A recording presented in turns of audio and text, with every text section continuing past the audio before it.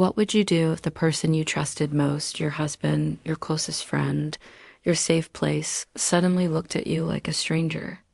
What would you do if the man who once swore to protect you believed the lies of others more than the truth from your own lips?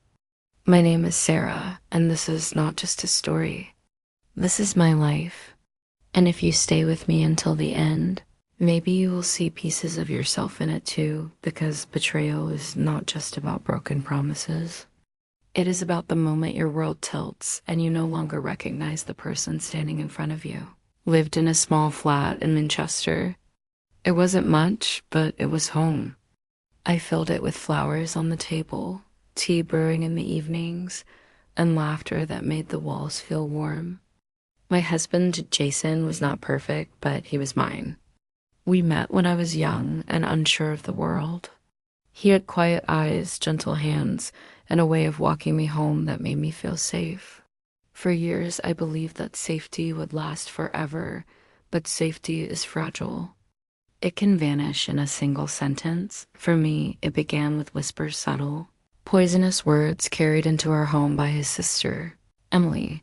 She came to visit, but stayed for months, her presence stretching over our lives like a shadow. She criticized my clothes, mocked my cooking, and planted tiny doubts in Jason's mind. At first, I thought he would defend me. I thought love was stronger than gossip. But love, I learned, can be silent. Too silent. Then came the night everything broke. Jason returned home late, his face unreadable, his eyes cold. He sat at the table where we had once shared dreams and cups of tea and said 5 words that split my world in two. Emily says the baby isn't mine. The room spun. My breath caught in my chest. I was carrying his child, our child. I had imagined his joy, his hand over mine, his eyes bright with hope. Instead, I saw suspicion staring back at me. I told him the truth. I begged him to remember who I was, the woman who had loved him, the woman who had never betrayed him. But he did not listen. He slept on the couch that night, and the next morning, he walked out without saying goodbye. Trust had died in that moment, and in its place came silence, doubt, and a loneliness that filled every corner of the flat. But here's why I'm telling you this story. Because what came after the heartbreak, the struggle, the nights spent whispering to the baby inside me, the days spent building a life from nothing, was not an ending. It was the beginning of a new kind of strength I never knew I had. Stay with me.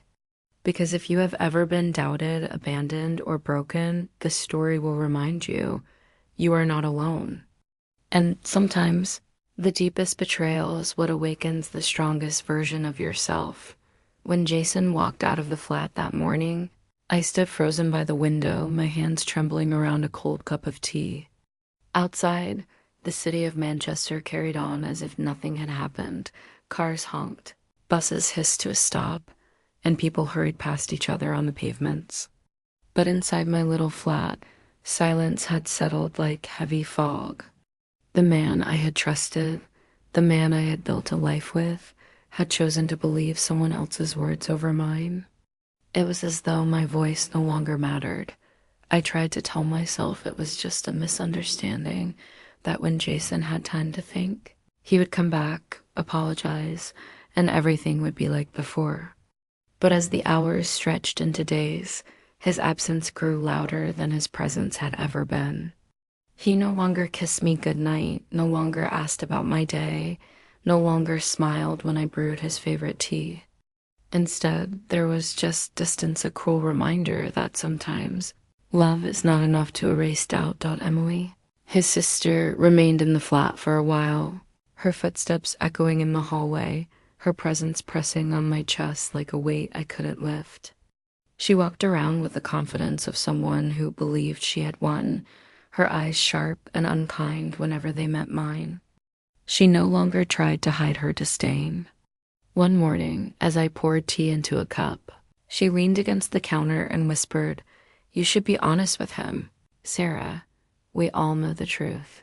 I gripped the kettle so tightly I thought it might shatter. My truth was clear, my conscience clean. but her lies had already poisoned Jason's mind at night. When Emily slept and the flat was quiet, I would sit on the bed and place my hands gently on my stomach.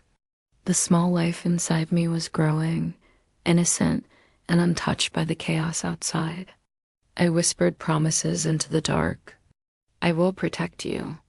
I will be enough for you, even if no one else believes in me. My baby became my anchor, the one thing keeping me from collapsing completely. But even as I tried to stay strong, loneliness gnawed at me. I went to doctor appointments alone, surrounded by women whose partners held their hands, kissed their foreheads, and shared in their joy. I sat there silently, clutching my purse, pretending I didn't see the looks of pity from others. When the ultrasound screen showed a tiny flickering heartbeat, tears slipped down my cheeks. Not because I was sad, but because I was overwhelmed with love and because the one person I wanted beside me wasn't. The flat felt emptier once Emily finally left. She packed her bags without a word and slammed the door behind her. I should have felt relief, but instead I felt hollow. She had left her mark. The seed of suspicion she planted still lived in Jason's mind. Though she was gone, her lies lingered like smoke after a fire. Money quickly became another shadow. Jason's support vanished with him, and my job at the small shop barely covered rent. Each time I opened my wallet, fear struck me like a blade. How would I buy food? How would I prepare for the baby? Nights were spent staring at the ceiling, calculating numbers in my head, trying to stretch pounds further than they could go. Then one afternoon, as I sat at the table with scraps of ribbon and an old wicker basket, an idea came to me. I arranged small toys, folded baby clothes, and tied a bow on top. I wasn't sure why I did it, maybe to distract myself, maybe to feel useful. But when my neighbor, Mrs. Brown, stopped by and saw it, she gasped. "Oh, Sarah, this is lovely. Could you make one for my niece?" I blinked at her, surprised. "Really? You'd pay for this?" She smiled and nodded, placing a small note in my hand. "Of course. People will love these. You have a gift." That night, I cried not tears of despair, but tears of hope. For the first time since Jason left, I felt a spark of possibility. Maybe I could build something. Maybe I didn't have to wait for him to come back. With Mrs. Brown's help, I made more baskets. We sat together at the table, tying ribbons and chatting quietly. She never pried, never asked about Jason unless I brought him up. Instead, she filled the silence with warmth, homemade soup, kind words, the gentle presence of someone who cared. In her company, I began to feel less invisible. Orders trickled in slowly. A neighbor told a friend, who told another. Each small sale was more than just money. It was proof that I was not powerless, that I could create something with my own hands. I began to photograph the baskets with my old phone, posting them online, my heart racing each time a message popped up with a new order. Still, the nights were heavy.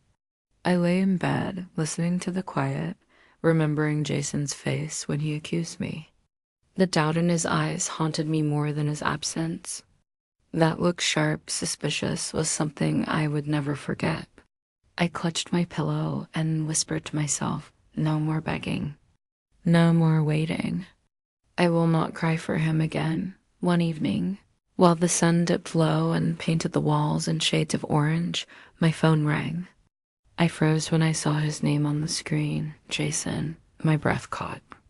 For a moment, I considered letting it ring. But curiosity and perhaps a trace of hope made me answer. His voice was quiet, almost broken.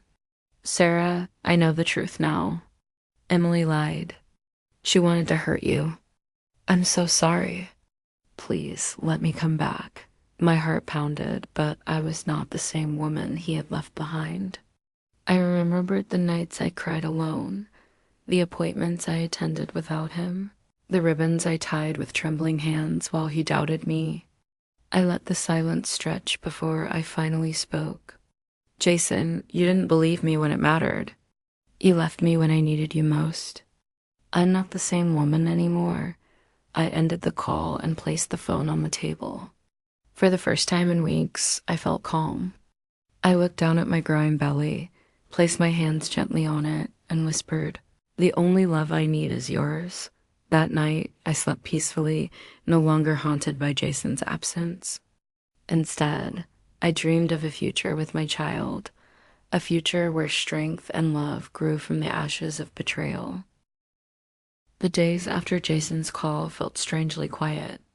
It was as if a storm had finally passed, leaving behind broken branches and scattered debris, but also a certain kind of stillness.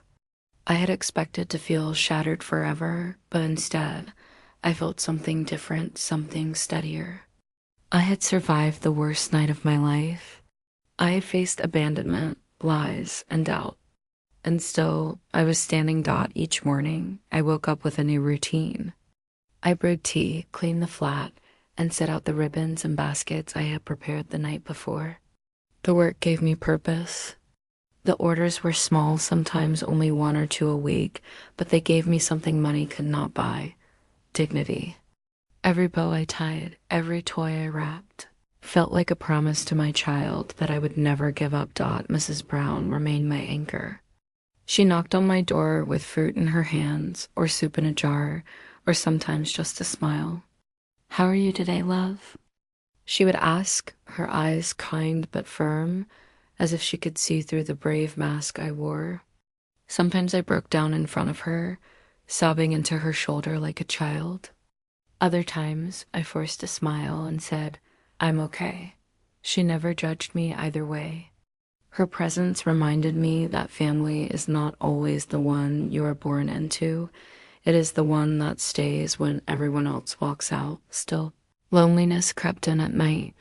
I would lie on the bed, my hands on my stomach, whispering stories to my unborn baby. I told her about the day I met Jason, about the small shop where I worked, about the way he used to smile at me when he thought no one was watching. But I also told her something else. You are my reason now.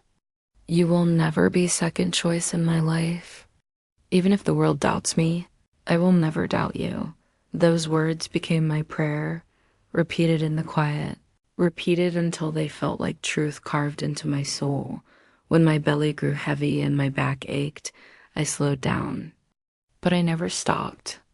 I sat at the table, carefully arranging baskets, my swollen feet propped up on a chair. Some nights, exhaustion pressed me into tears. I wanted Jason to be there, to rub my shoulders, to fetch me tea. But then I reminded myself he had chosen not to be here. And every time I survived a difficult day without him, I grew stronger. The community began to notice me. At the local shop, people smiled and said, "You're the one who makes those baskets, aren't you?" Their words filled me with warmth. For so long, I had felt invisible, just another woman in the city carrying her pain quietly. But now, people saw me. They saw what I created, and it gave me courage. It was Mrs. Brown who pushed me further.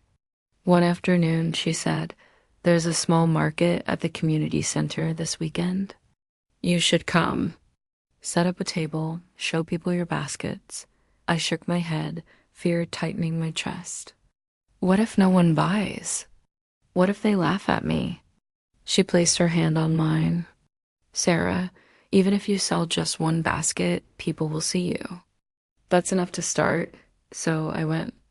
My hands shook as I set up a small table with 5 baskets decorated in pastel ribbons. For an hour, no one came near. I wanted to pack up and leave, but then a woman stopped, picked one up, and smiled. "This is beautiful." "I'll take it." My heart soared. By the end of the day, I had sold 7 baskets. 7. It was more than I had ever sold at once. I hugged Mrs. Brown and whispered, "You were right." From that day, I worked harder. I created new designs, adding baby bottles, soft toys, and tiny clothes. I stayed up late, my fingers aching, but my heart alive with purpose. Each basket became more than just a product. It was a piece of me, stitched together with love and survival. But life was not kind every day.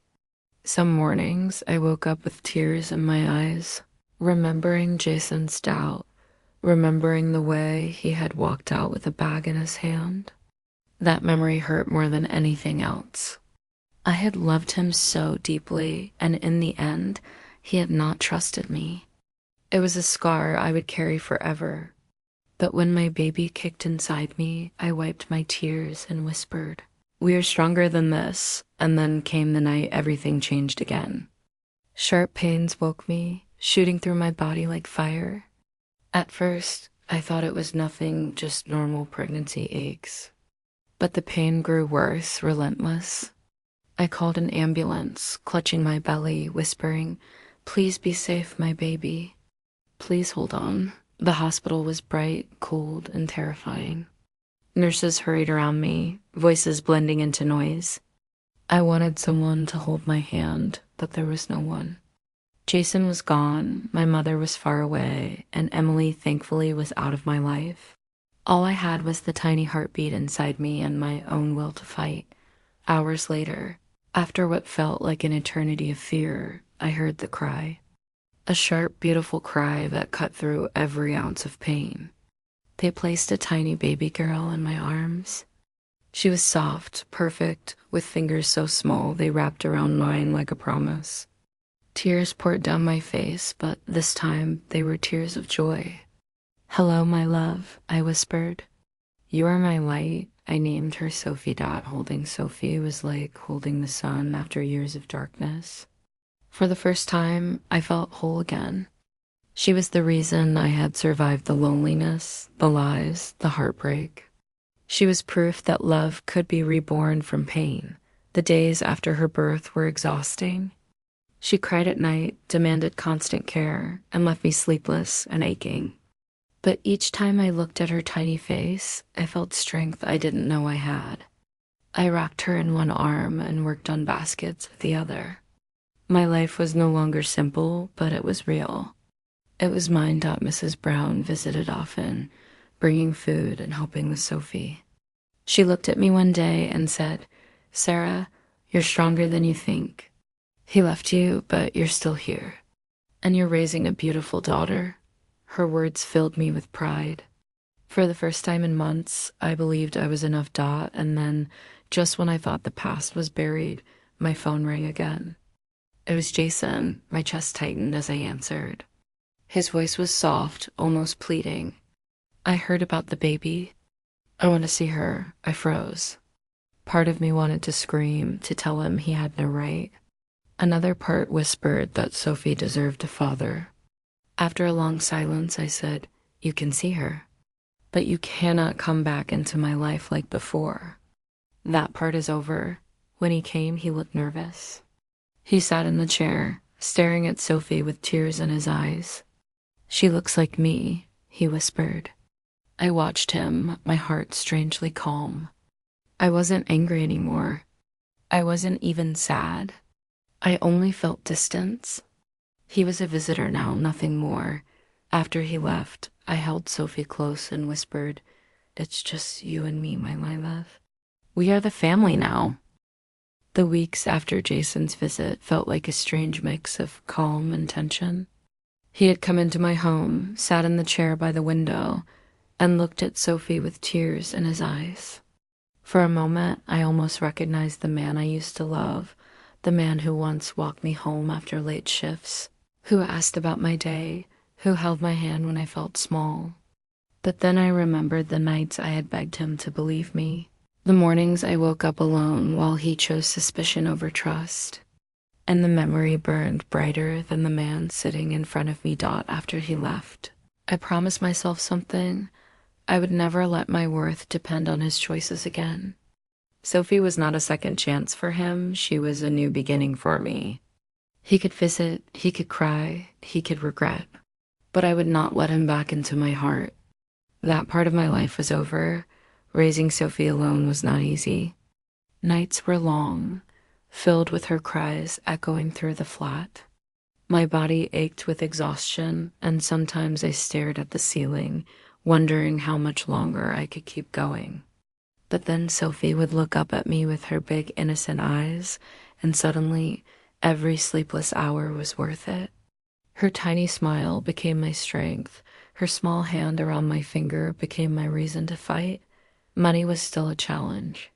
Some days I counted coins carefully before walking to the shop. I bought only what we needed: milk, bread, baby supplies. My own needs were last on the list. I wore the same old shoes, patched the same coat, and told myself it doesn't matter. Sophie is all that matters. The baskets became more than just a way to earn money. They became a symbol of survival. Each one I crafted carried a piece of my story: pain turned into beauty, heartbreak turned into hope. Word spread beyond the neighborhood. Orders came from people I had never met before, people who had heard about the woman who makes baskets with love. One evening, Mrs. Brown brought me a flyer. "There's another market coming up. Bigger this time. More people, more sales." I hesitated. What if I fail? She smiled and touched my shoulder. "Sarah, you've already survived the hardest part. Nothing else can break you now." At the market, I set up a table with all the baskets I could make in 2 weeks. My hands shook as people walked past. But then someone stopped, then another, and soon a crowd gathered. By the end of the day, nearly every basket was sold. I returned home with enough money to pay bills and still have something left for Sophie. That night, as she slept, I whispered, "We're going to be okay." "We are building a life." Jason continued to visit from time to time. He brought small gifts for Sophie: a toy, a dress, a teddy bear. He looked at me with eyes full of regret, sometimes trying to start a conversation about the past. But I no longer felt anger or longing. I only felt distance, as though I was looking at a stranger. I thanked him politely for the gifts, but my heart stayed closed. One evening, he sat across from me and said, "Sarah, I miss us. I want to try again. I want my family back." I looked at him calmly, without tears, without shaking. "Jason, you lost that chance the night you chose lies over my truth. I don't hate you, but I will never be your wife again." He lowered his head, silent. For once, I felt no fear in speaking my truth. When he left, I didn't cry. I simply held Sophie close and whispered, "We did it. We are free." Years passed. Sophie grew quickly. She learned to walk, then to speak. The first time she called me Mama, I felt as though the world had given me the greatest gift. Every milestone, her first laugh, her first step, her first word reminded me that life was still full of beauty. My business grew too. With encouragement from Claire, a woman I met at the market, I created a small online page for my baskets. At first, I doubted anyone would notice. But to my surprise, orders came from outside Manchester, even from other towns. I worked late into the night, often rocking Sophie in one arm while tying ribbons with the other. It was exhausting, but it gave me purpose. Mrs. Brown remained by my side through it all. She was no longer just a neighbor, she was family.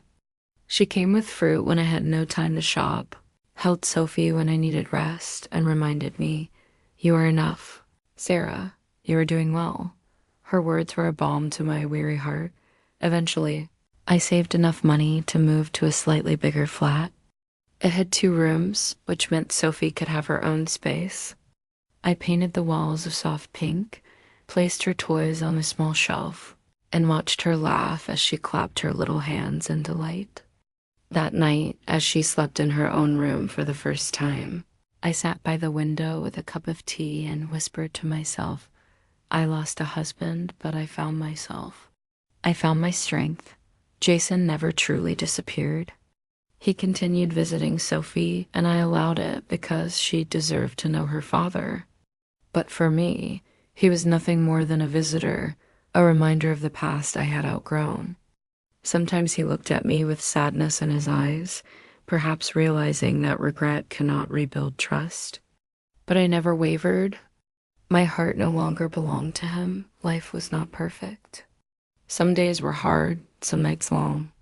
But I was no longer the woman who begged Jason to stay. I was Sarah, a mother, a business owner, a survivor. I had built a life from ashes, and every smile from Sophie reminded me that I had chosen the right path. Now, when I share my story, I do not feel only pain. I also feel pride. I survived betrayal. I survived loneliness. I survived the weight of doubt. And I turned it into strength. If you are listening to me now and you feel broken, I want you to know something. You are not alone. Even when people leave you, you can stand. Even when family doubts you, you can rise. Pain is heavy, but hope can be stronger. I once believed my life was over when Jason walked out. But it was not the end. It was only the beginning of a new chapter. And today, when I look at Sophie's smile, I know that letting go of the past was the best decision I ever made.